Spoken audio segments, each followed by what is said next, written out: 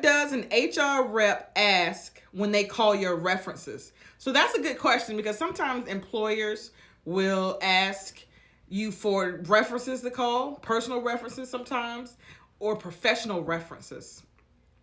And in those professional references, or even the personal ones, they want to know things about you. They're trying to learn about your personality. For work references, they're trying to learn about your work ethic. So sometimes they have like a list of questions like, did she come to work on time, or he come to work on time? Can you tell me some positive things about them, or some negatives? Now, from an HR perspective, when people call me to ask about a reference, I only give out limited information because, and a lot of HR professionals only give out limited information because you don't want to come back and get sued. So if I come out and say, this employee was great, they did all these wonderful things at my company, and that employee goes to the new company and is horrible, then they can come back on me and say, you signed off that this was a good employee. On the flip side, if I said this employee was horrible, I would never hire them, then the employee could come and try to sue for defamation of character. So when giving out references, I will give out dates of employment, I would give out job title, and I would give out, are you eligible for rehire?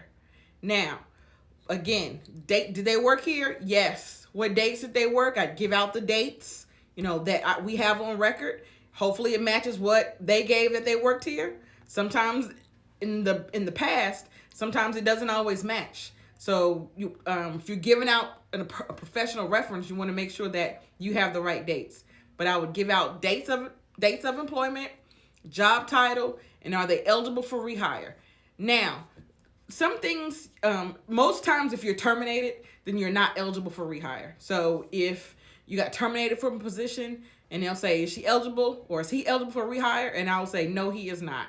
Now, most times an HR professional will be like, oh, well, then I'm not interested in them. If you gave less than your 2 weeks notice, then you're not eligible for rehire. If you didn't turn in all your material that you were supposed to turn in, then you're not eligible for rehire. So even if you were a bad employee, but you turned in your notice, you turned in all your stuff, I would say they are eligible. Now, in the back of my mind, would I hire them back? Maybe not, but they are eligible for rehire. So when people call HR companies for references, mainly what they want to know is job title, employment dates, and are they eligible for rehire? What is your advice for tattoos and piercings in an interview? Also, that is a good question because a lot of people nowadays have multiple tattoos or multiple piercings. So my advice is less is more in an interview. So you don't, at best, you want to cover up as much as possible in the interview because you want to know what the policy is. Because sometimes certain companies, certain places that you work, they don't allow for tattoos or they don't allow for piercings. For men, some companies don't allow facial hair. I'm not saying when you go to the interview to cut your beard off, but you just want to be mindful of that. So for tattoos and piercings, for the interview, I would cover them up. You can ask about, that's a good question to ask at the interview, especially if that's something that you have, and let them tell you what their policy is. So for the interview, I would cover them up and take my piercings out if I was able to take them out.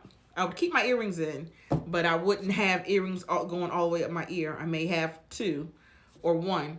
I would have no piercings in my nose, eyes, or lips if I was interviewing. Can the interviewer ask me if I drive or have my own car? What if I use public transportation? So a lot of times, so the interviewer may ask you, do you have reliable transportation? Because the job requires for you to go to different places, and sometimes public transportation doesn't go everywhere. So usually how they will word it will be, do you have reliable transportation? And if you use public transportation. Yes, that's true, but you want to clarify that where the public transportation goes is where you will have to go if you need to. So again, some public transportation time cuts off. So maybe no matter where you are, they may stop serving like on Sundays. They may start driving people at 6 p.m.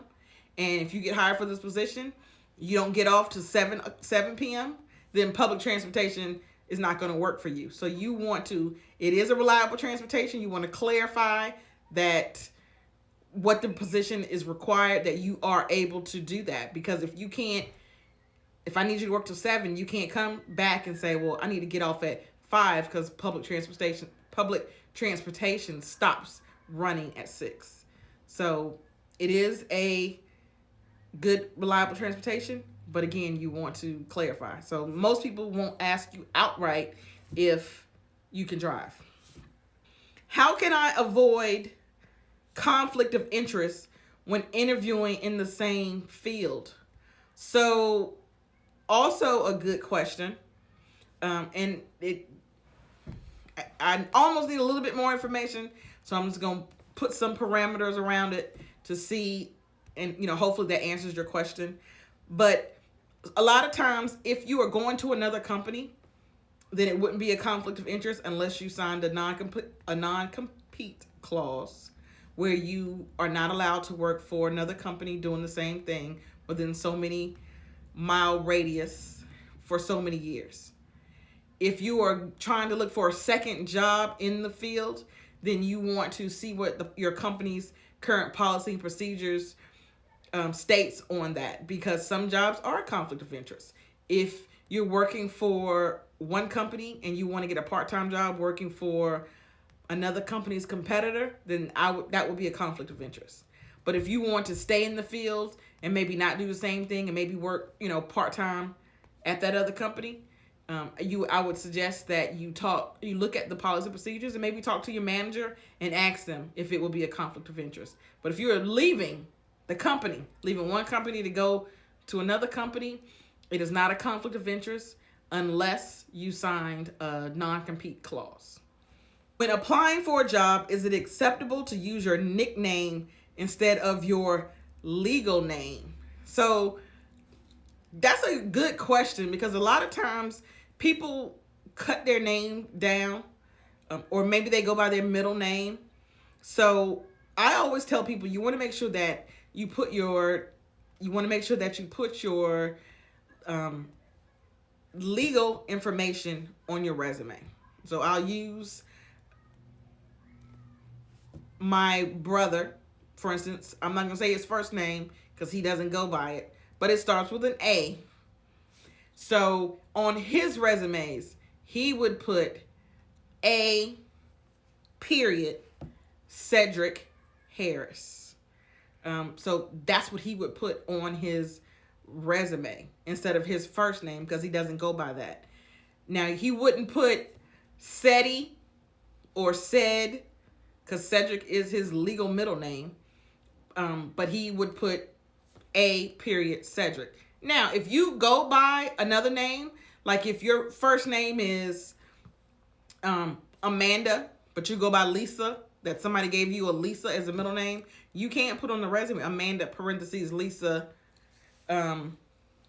Williams, if that's what you want to go by. But you want to make sure that your legal name is on your resume, not nicknames.